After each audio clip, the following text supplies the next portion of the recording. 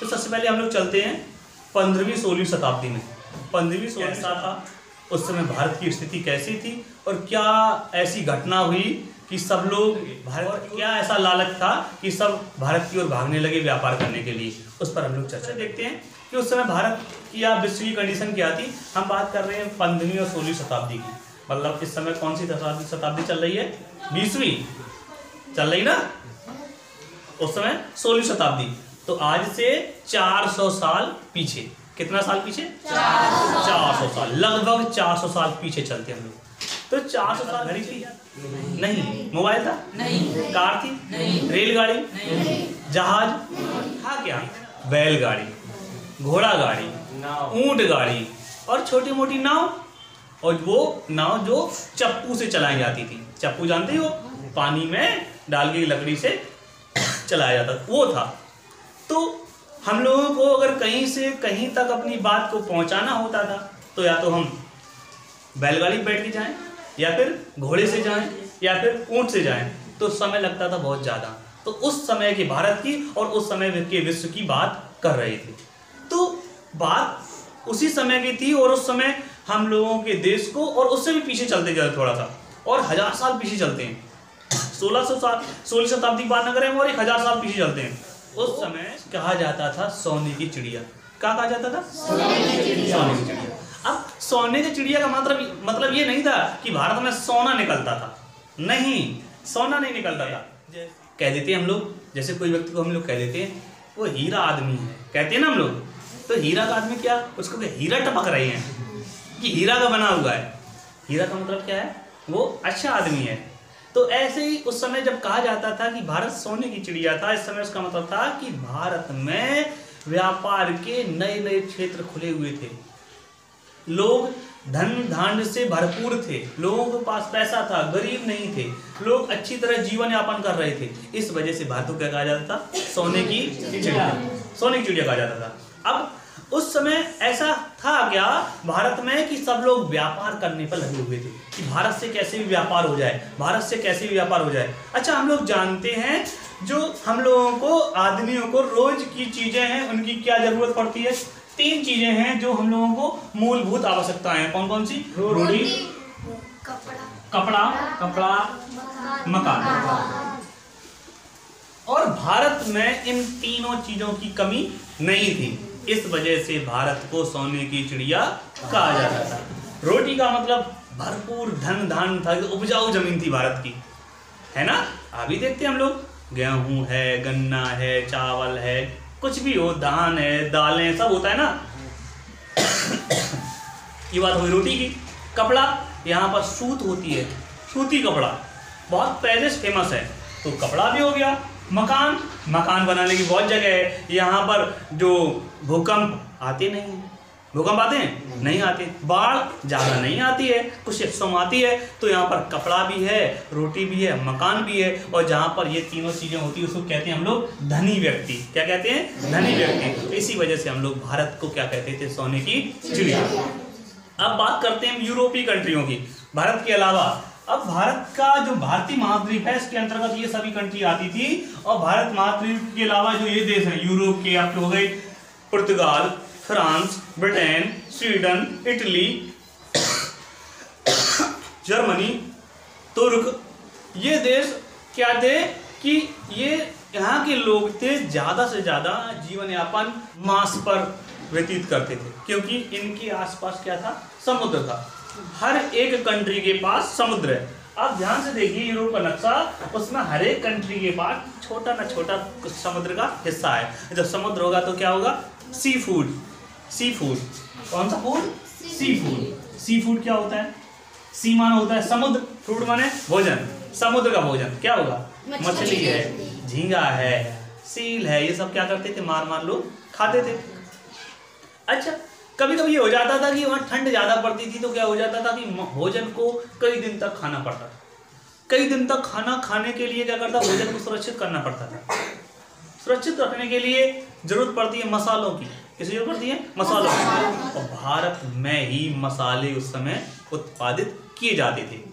तो यूरोप के लोग उन मसालों के लालच में ताकि उनका जो मांस है सुरक्षित रहे और ज्यादा दिन तक टिका रहे। इसके लिए क्या करते थे, भारत से व्यापार करते थे। किसके लिए, मसालों में खासकर काली मिर्च। कौन सी, काली मिर्च। तो क्या हुआ, रोटी के लिए भागे यूरोप के लोग, कहां पर, भारत की ओर। उसके अलावा अब बात करते हैं कपड़ा की। हालांकि उस समय यहाँ के लोगों में भी कपड़े बनाने का प्रचलन था, लेकिन जो कपड़ा यहाँ का था सूती। कौन सा कपड़ा, सूती कपड़ा। सूती कपड़ा बहुत मुलायम और अच्छा होता है, इस वजह से सूती कपड़े के लिए लोग बाग क्या करते थे, व्यापार करते थे। तो फिर लालच क्यों बढ़ा, उन्हें रोटी और कपड़ा के लिए क्या हुआ, भारत की महाद्वीप, भारतीय उपमहाद्वीप में व्यापार करने के लिए लालायत रहते थे। कहाँ के लोग, यूरोप के लोग, बाहरी लोग। अब व्यापार के लिए उस समय हवाई जहाज नहीं थे, ट्रेन नहीं थी, बस नहीं थी, बड़े बड़े पानी के जहाज नहीं थे, तो फिर यात्रा कैसे करते होंगे, व्यापार करते होते। तो उस व्यापार के लिए उनके पास ये था भारत। यहाँ से यहाँ इतने सारे यूरोपीय कंट्री में व्यापार होना था। पहला था यहीं से पैदल चले जाओ। पहला जो आपका व्यापारिक मार्ग था वो था पैदल मार्ग। कौन सा मार्ग, पैदल मार्ग। पैदल मार्ग का मतलब है कि मध्य एशिया से होते हुए पैदल, घोड़ों से ले जाओ, ऊंट से ले जाओ, गधों से ले जाओ, कोई फर्क नहीं पड़ता। गधों पर ज्यादा सामान ढोते रहते हैं और मध्य एशिया में गधों के लिए फेमस है। और आजकल मध्य एशिया के अंदर पाकिस्तान भी आता है। पाकिस्तान में सबसे ज्यादा गधे पाए जाते हैं और वहाँ की गधों की भी जनगणना होती है। इंसान की बात नहीं कर रहे, गधे जानवर की बात कर रहे हैं। वहाँ बहुत ज़्यादा हैं, उनकी जनगणना भी कराता है और वहाँ गधों से सामान ढोया जाता है। तो गधों से भी सामान ढोया जाता था। तो पहला रास्ता क्लियर हुआ, मध्य एशिया से होता हुआ कहाँ तक, यूरोप तक। दूसरा रास्ता था कि भारत से सामान लाओ और पानी के रास्ते आप घुस जाओ किसमें, फारस की खाड़ी में। ये क्या आपकी, फारस की खाड़ी। फारस की खाड़ी से होते हुए फिर यहाँ से उतर जाओ और उतरने के बाद यहाँ पर फिर जाओ कहाँ पर, कुस्तुनतुनिया तक। किससे, जमीन पर। फिर वहां से जमीन के बाद फिर वेनिस और जिनेवा। यहाँ पर कुछ नाम आ रहे हैं, उनको हम क्लियर करा दें। पहला नाम आ रहा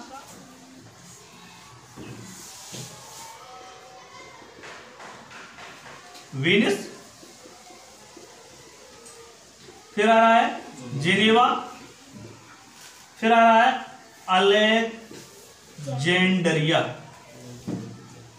नाम याद आ रहे हैं ना, ये नाम बहुत इंपॉर्टेंट थे, बहुत महत्वपूर्ण हैं। इन्हीं शहरों के ऊपर, इन्हीं शहरों से होते हुए पूरा यूरोपीय व्यापार होता था। सबसे पहले इन शहरों की भौगोलिक स्थिति समझते हैं। भौगोलिक स्थिति का मतलब होता है कि ये क्यों इतने फेमस है, यहीं से व्यापार क्यों होता था, किसी और शहर से हो जाता है। चलो देखते हैं, पहले इनको देखते हैं फिर हम मार्गों की बात करते हैं। सबसे पहले बात करते हैं हम कुस्तुनतुनिया की। ये जो कुस्तुनतुनिया शहर है ये यहाँ पर है। इसका आजकल इसे बोला जाता है इस्तांबुल। इस्तांबुल इसका नाम बदल गया है, इसका आजकल नाम क्या है, इस्तांबुल। इस्तांबुल बेटा ये प्रायद्वीप है। क्या है, प्रायद्वीप। प्रायद्वीप का मतलब होता है तीन ओर समुद्र से घिरा है। जैसे कि भारत क्या है, प्रायद्वीप है, तीन ओर पानी है। ऐसे ही दुनिया जिसे आजकल इस्तांबुल कहा जाता है वो तीन ओर क्या है, पानी है। तीन ओर पानी है, इधर उधर उधर ओनली पश्चिम वाला हिस्सा खुला हुआ है। इस वजह से समुद्र से व्यापार करके कुस्तुनतुनिया तक सामान लाया जाता था, वहां पर वो बांटा जाता था। क्लियर हुआ, कुस्तुनतुनिया। ये आपका कुस्तुनतुनिया तुर्की देश के पास है आपका, ठीक है। एक हिस्से में भूमध्य सागर, दूसरी ओर काला सागर। इधर भूमध्य सागर, उधर काला सागर, पानी से घिरा है और इसमें पहाड़ियां हैं, चारों ओर पहाड़ियां हैं, बीच में एक पहाड़ी के त्रिभुज जैसे आकार पर टिका हुआ है और एक ये समझो जैसे किला जैसा है। कोई आक्रमण करे तो पहाड़ से होके जाना पड़ता है, तो फिर क्या होती है, दिक्कत होती है, जीता नहीं जा सकता है। तो ये हो गया आपका कुस्तुनतुनिया। उसके बाद बात करते हैं हम लोग वेनिस। किसी बात करते हैं, वेनिस। ये भी इटली, जो इटली देश है उस देश का एक शहर है बहुत सुंदर, कौन सा? वेनिस। इसे कहा जाता है पानी पर बसा हुआ है। किस पर बसा हुआ है? पानी पर। देखो चारों ओर पानी ना, इसके ये तो पानी भरा भूमध्य सागर का। फिर इटली से सामान ले जाता था कहां पर? जिनेवा, और जहां से सबको बांटा जाता था। जिनेवा कहां है? फ्रांस में। वेनिस कहां है? इटली में। और कुस्तुनतुनिया कहां है? तुर्क में। इसका आज का नाम क्या है? इस्तांबुल। इस्तांबुल है। क्लियर हुआ? अब बात करते हैं इसकी अलेक्जेंड्रिया की। इसकी बात करते हैं अलेक्जेंड्रिया। ये अलेक्जेंड्रिया क्या? लाल सागर के सीधे सामने है ये, भूमध्य सागर के मुहाने पर। एक तरफ भूमध्य सागर है, दूसरी तरफ लाल सागर है। यहाँ पर क्या है? अलेक्जेंड्रिया। अब देखना ये सभी शहर कहाँ पर हैं? पानी के हिस्सों पर। एक ओर पानी, एक ओर जमीन है। एक ओर पानी, एक ओर जमीन है। क्या फायदा हुआ? पानी से यात्रा करके सामान लाया गया और जमीन से ले जाया जाएगा। जैसे अब यहाँ गुजरात, कौन सा? गुजरात। ये किनारे किनारे सभी ये क्या है? पानी से यात्रा होने के लिए। तो ये चारों शहर आपको क्लियर हो गए। अब बात करते हैं सामान कैसे जाता था। पहला तो हो गया। दूसरी बात करते हैं फारस की खाड़ी होते हुए सामान लादा जाता था भारत से, और फारस की खाड़ी होते हुए यहाँ ले आया जाता कहां तक? इराक तक। पानी खत्म, फिर यहाँ से किस पे लादा जाता था? घोड़ों पर, गधों पर, ऊंटों पर, हाथियों पर सामान लादा जाता था। और कहां तक जाता था? कुस्तुनतुनिया तक। कहां तक जाता था? कुस्तुनतुनिया तक। वहां फिर जाता था आपका वेनिस तक, और फिर कहां तक? जिनेवा तक। ये था दूसरा मार्ग। कहां गया? फारस खाड़ी। फारस खाड़ी से होता हुआ इराक से होता हुआ कुस्तुनतुनिया तक, फिर वेनिस से होता हुआ कहां तक? जिनेवा तक। 1 रुपए की चीज 1000 मिलती थी आगे, है ना? क्योंकि सामान का जो खर्चा है, कहे फारस खाड़ी से गए यहाँ कुन्नाम पहुंचे, कौन पहुंचे?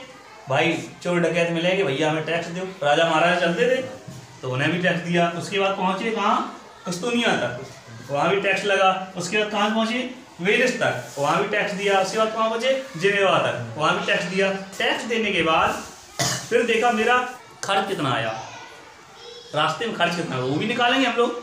खाना खाया वो भी निकालेंगे और अपना बचत भी निकालेंगे। तो 1 रुपए की कितने पहुंचती है? 1000 में। मसाला खरीदा, काली मिर्च खरीदी 1 रुपए की, और वहाँ पहुंची कितने की? 1000 की। तब भी वो खुशी खुशी लेते थे, क्योंकि उन्हें जरूरत थी। उन्हें जरूरत थी। ये हो गया कौन सा मार्ग? दूसरा। तीसरा मार्ग क्या था? कि ये तीसरा मार्ग था लाल सागर से होता हुआ, यहाँ से सामान लादा, लाल सागर से होता हुआ यहाँ पहुंचे। यहाँ से फिर जमीन से कहाँ पहुंचे? अलेक्जेंड्रिया। कहाँ पहुंचे? अलेक्जेंड्रिया। फिर यहाँ से वेनिस, फिर जिनेवा। वेनिस फिर जिनेवा। वेनिस और जिनेवा 2 शहर ऐसे थे, ये पूरा व्यापार इनके हाथों में था, इनके ही कब्जे में था। तो तीनों मार्ग पता चल गए। पहला मार्ग कौन सा था? पैदल मध्य एशिया से। दूसरा मार्ग कौन सा है? फारस खाड़ी होता हुआ कुस्तुनतुनिया तक, फिर वेनिस और जिनेवा तक। उसके बाद तीसरा मार्ग कौन सा है? लाल सागर से होता हुआ फिर अलेक्जेंड्रिया तक, वहां से फिर वेनिस और जिनेवा तक। ये था आपका पूरा मार्ग। कब तक का? 16वीं शताब्दी तक। अब जहां यहां तक सामान पहुंच रहा था, एक बात उस समय और हुई कि 16वीं शताब्दी में यूरोप में हो गई औद्योगिक क्रांति। क्या हो गई? औद्योगिक क्रांति। मतलब वहां बनने लगे बम, वहां बनने लगी बंदूकें। कहाँ? यूरोप में। यूरोप का मतलब France, Germany, Britain, Spain, Italy, Sweden, Denmark. यहाँ बनने लगे बम, बंदूक, और छपाई होने लगी। और एक यंत्र और बन गया जिसका नाम है कुतुबनुमा। क्या नाम है? कुतुबनुमा। इसी को कहते हैं कंपास, इसी को कहते हैं दिशा सूचक यंत्र, और इसी कहते हैं दिग्दर्शी। तो ये नाम किसके हैं? कुतुबनुमा। आविष्कार हो गया, मतलब दिशा बताने लगा। दिशा बताने लगा और व्यापार हो रहा था। और जब तक काम आसान होता है तब तक क्रांति नहीं आती है। सब व्यापार इन्हीं से होता है। तो आपने देखा होगा मौज में कौन था? मौज में कौन था? वेनिस वाले, कुस्तुनतुनिया वाले, अलेक्जेंड्रिया वाले, ये सब कौन थे? मौज में थे, क्योंकि ना फोकट में पैसा मिलता था। अब मौज में थे। लेकिन उसी बीच क्या हुआ? जो तुर्क थे, तुर्क लोग थे, उन्होंने आक्रमण कर दिया। किस पर? कुस्तुनतुनिया पर आक्रमण कर लिया, अपने अधिकार में ले लिया। किसने? तुर्कों ने। और यूरोप वालों से कह दिया तुम जाओ, हटो, भगाओ, तुम यात्रा नहीं करे हो। तो फ्रांस ये रहा, स्पेन ये रहा, पुर्तगाल ये रहा, ब्रिटेन ये रहा, इटली ये रहा, इनसे कहा भाव यात्रा नहीं करोगे। अब ये क्या हो गई, इनके पेट मरो रोटी। क्यों कि रोटी कपड़ा दो चीजें हमें यात्रा करनी कहाँ से, भारत से। तो फिर क्या करें हम लोग, इनके दिक्कत होने लगी। जब दिक्कत होने लगी इन्हें, यहाँ के जो राजा लोग थे उन्होंने क्या किया कि जो नाविक थे, समुद्री जहाज चलाने वाले थे, उनसे कहा कि तुम नई नई यात्रा करो और उनकी नए रास्तों की खोज करो, क्योंकि रास्ते पता ही नहीं थे। आज हमने बना दिए, रास्ते पता नहीं थे। तो उसी समय कोलंबस, स्पेन का निवासी कोलंबस निकला किसकी खोज के लिए, भारत की खोज के लिए, और पहुंच गया कहाँ, अमेरिका। कहाँ पहुंच गया, अमेरिका। तो इसने कोलंबस ने किसकी खोज कर दी, अमेरिका की, जिसे कहते हैं हम लोग वेस्ट इंडीज। क्या कहते हैं हम लोग, वेस्ट इंडीज। यहाँ एक वेस्ट इंडीज एक महाद्वीप है, छोटे छोटे टापू हैं, वहां पर पहुंचा और फिर अमेरिका पहुंचा। अमेरिका खोज कर दी किसने, कोलंबस ने। एक यात्री था बर्थेलियस, और वो यहाँ से निकला और चक्कर काटता हुआ यहाँ पहुंच गया और कहा अरे भाई ये है क्या, उत्तमाशा द्वीप।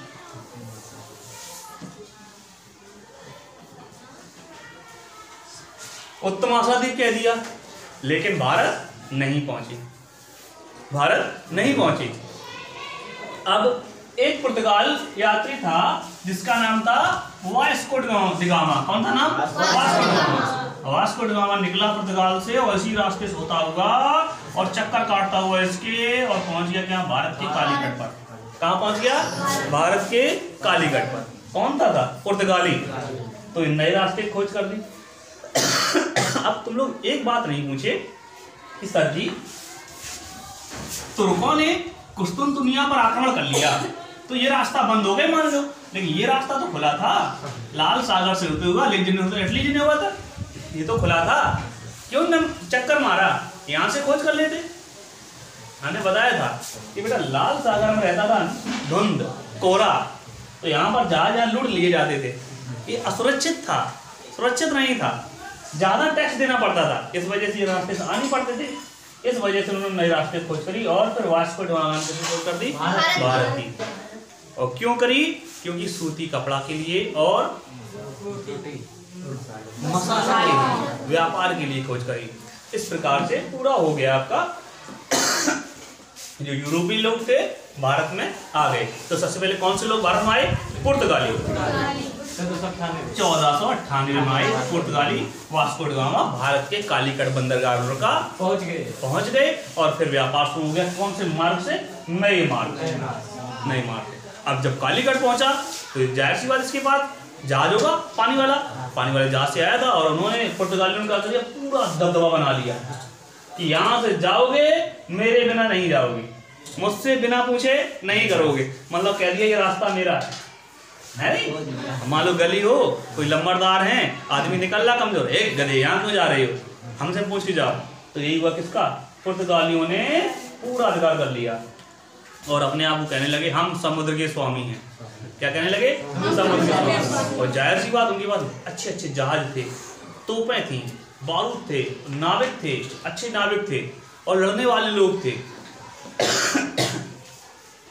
बड़े बड़े समुद्री जहाज थे।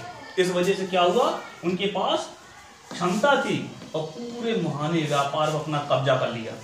जो भी व्यापार होता था उनके, अगर इनसे बिना पूछे कोई व्यापार करता था तो उनके जहाज लूट लिए जाते थे, लूट लेते थे और आग लगा देते थे जहाजों में और डुबो देते थे जहाजों में। कौन, पुर्तगाली लोग। यहाँ का जो भी व्यापार था इनके हिस्से में हो गया। तो जब ये हो गया तो जाहिर सी बात इनमें क्या हुआ, झगड़ा शुरू हो गया। तो पुर्तगालियों से शत्रुता करने लगे इंग्लैंड के लोग हैं, नीदरलैंड के लोग, इटली के लोग, फ्रांस के लोग। फिर इन्होंने भी क्या किया, अपने अपने जहाज भेजने शुरू करे और जहाजों पर क्या रखने लगे, सेना रखने लगे। क्या रखने लगे, सेना। और आते थे भारत क्यों, मसाले और कपड़े के लिए। फिर यहाँ आकर फैक्ट्रियां बनाई। क्या बनाई, फैक्ट्रियां बनाई और उन फैक्ट्रियों को कहने लगे कोठी। क्या कहने लगे, कोठी। और उन कोठियों को रखने, सुरक्षा के लिए सैनिक लेने लगे, सैनिक रखने लगे। इस प्रकार से शुरुआत हो गई भारत में विदेशियों के आगमन की।